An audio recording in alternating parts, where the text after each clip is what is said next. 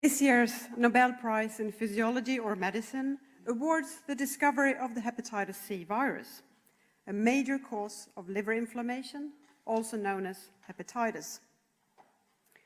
In their latest report, the World Health Organization estimated over 70 million cases of hepatitis C globally.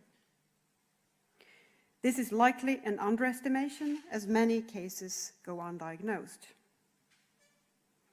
Hepatitis C causes 400,000 deaths annually, and it's one of the most common causes of liver cancer and liver transplantation.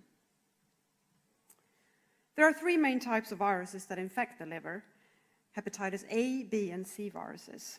These three viruses are different from each other and belong to different families, and they cause different types of disease.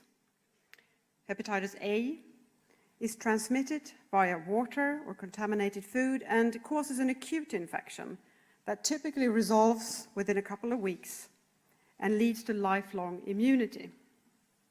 In contrast, hepatitis B and C causes a chronic infection and is transmitted via the blood. Chronic inflammation of the liver is a serious medical condition since the liver is responsible for several key physiological processes. Defects in the function of the liver can therefore be life-threatening. Chronic hepatitis is a silent but progressive disease that destroys the function of the liver over years to decades. Usually without symptoms, but eventually it leads to a chronic, serious condition that can result in cirrhosis and liver cancer. Once the disease has progressed this far, it can only be treated with costly and resource-intensive liver transplantations. An increasing number of chronic hepatitis cases was first noted some 70 years ago in patients that had received multiple blood transfusions. It was also noted occasionally in patients that had received various forms of therapeutics that were purified from donated blood.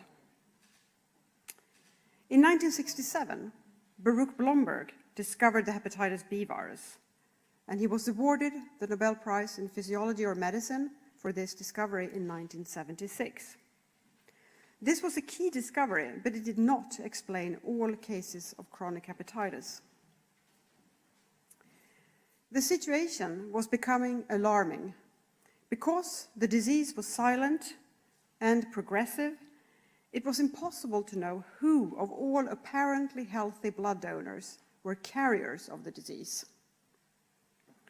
An improved understanding of blood-transmitted hepatitis was urgently needed to identify blood donors who were carriers